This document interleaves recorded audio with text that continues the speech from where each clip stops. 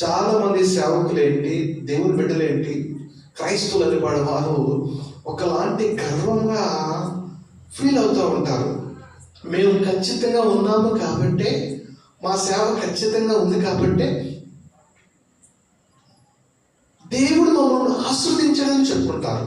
కానీ జాగ్రత్తగా గమనించే ప్రియమిట్లారా, అది వాస్తవము కాదు.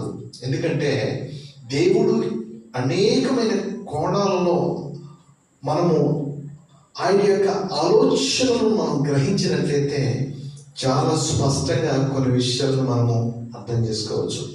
చూడండి, సొంత ప్రయోజనము కొరకు జీవించే క్రైస్తవులు ఉన్నారు, దేవుడు కొరకు మాత్రమే జీవించాలని ఆశపడే క్రైస్తవులు ఉన్నారు. అపోస్తలుడైన పౌలు గారు 2 కొరింథీయులకు రాసిన పత్రిక 5వ అధ్యాయము 15వ వచనంలో ఆయన అంటున్నాడు, జాగ్రత్తగా గమనించు ప్రియమిట్లారా, జీవించువారు ఇక మీదట తమ కొరకు కాక తమ నిమిత్తము మృతి పొంది తిరిగి లేచిన వారి కొరకే జీవించుటకు ఆయన అందరి కొరకు మృతి పొందినని నిశ్చయించుకొనుచున్నాము అని మాటను మనం చూడవచ్చు. కాబట్టి ఈరోజు వాక్యం ఇచ్చిన ప్రతి ఒక్కరూ దయచేసి గమనించవలసిన విషయం ఏంటంటే, నీవు ఎవరి కొరకు జీవించాలి అంటే, నీ కొరకు ప్రాణం పెట్టి చనిపోయి తిరిగి లేచిన ఆ దేవుడి కొరకు నువ్వు జీవించాలి. నా బిడ్డలు వారి యొక్క వివాహం అయ్యే వరకు బ్రతికితే చాలు, ఈ అప్పు తీరే వరకు బ్రతికితే చాలు, నేను అనుకుని ఈ పని అయిపోయే వరకు బ్రతికితే చాలు, ఇలా మాట్లాడతారు ప్రజలు. అంటే జాగ్రత్తగా గమనించండి, వారు దేని కొరకు బ్రతుకుతున్నారు అంటే, వారి వ్యక్తిగత అవసరతల కొరకు, సొంత ప్రయోజనాల కొరకు, సొంత అవసరతల కొరకు బ్రతుకుతున్నారు.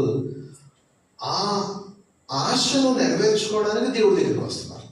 అందుకనే రోమపత్రిక 15వ అధ్యాయంలో క్రీస్తు కూడా తన్ను తాను సంతోషపరచుకోవడం లేదు, కానీ నిన్ను నిందించు వారి నిందలు నా మీద పడిను అని వ్రాయబడినట్లుగా ఆయనకు సంభవించును అని 15వ అధ్యాయంలో మనం చూడవచ్చు. ఈరోజు వాక్యం ఇచ్చిన ప్రతి ఒక్కరు దయచేసి గమనించవలసిన విషయం ఏంటంటే, నువ్వు ఏ రకమైన క్రైస్తవుడివి, నీ వ్యక్తిగత అవసరతల కొరకు, నీ కుటుంబ అవసరతల కొరకు, నీ సొంత ప్రయోజనం కొరకు దేవుడి దగ్గరికి వస్తావు, అవునా కాదా?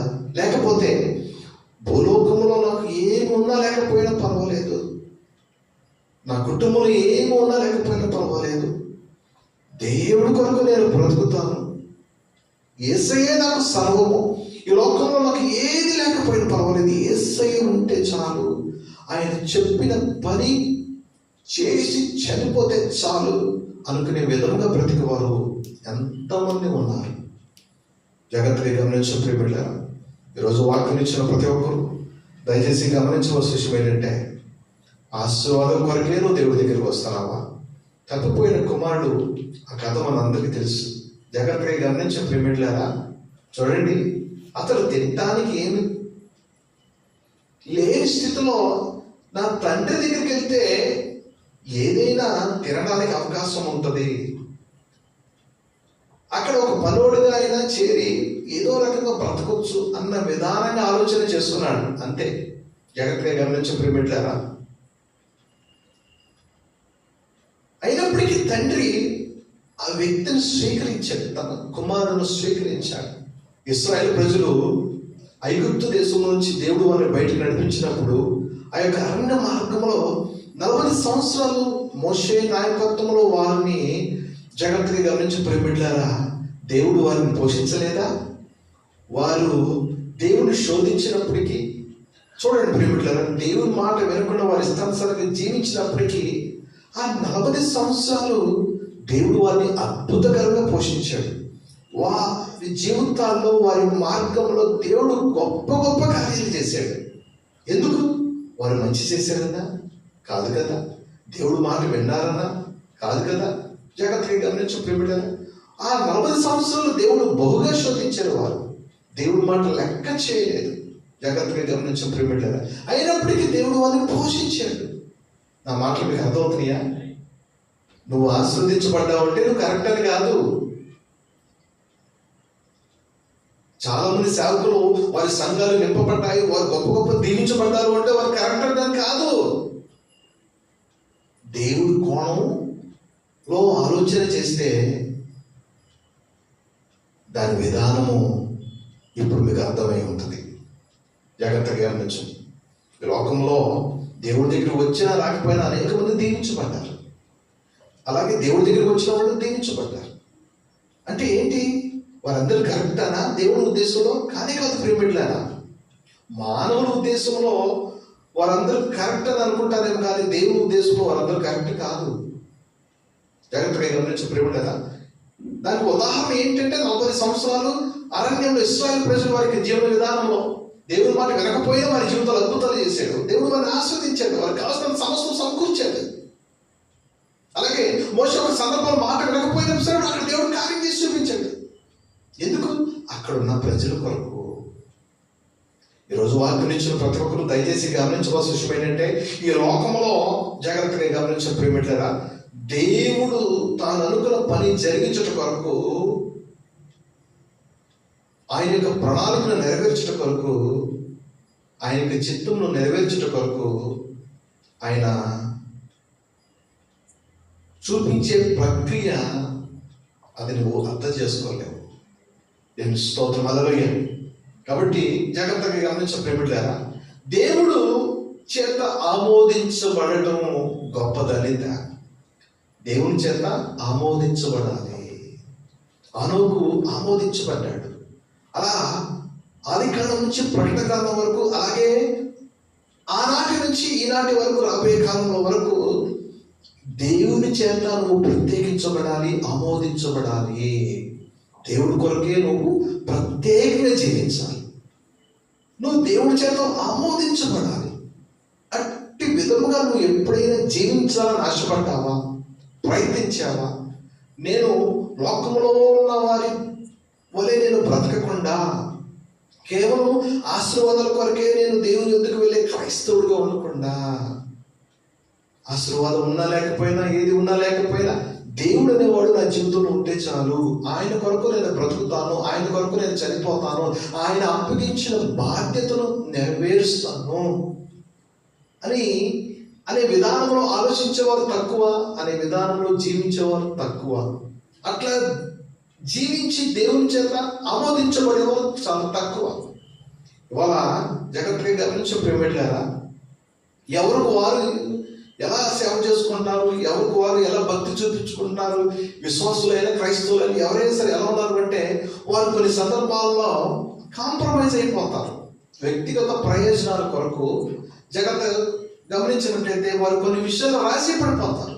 దేవుడి కొరకు రాజీ పడకుండా అవసరమైతే చనిపోవడానికి, వెలివేయబడడానికి, కొట్టబెట్టడానికి, తిట్టబడడానికి, దూషించబడడానికి, అన్ని విధాలు నలిగిపోవడానికి, విరిగిపోవడానికి సిద్ధపడిన వాడు నిజమైన ఆత్మ సంబంధమైన పరిపూర్ణుడైన క్రైస్తవుడు.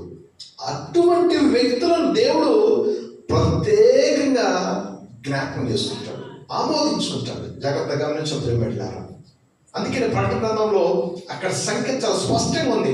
1,44,000 మంది ఆ ప్రజలు.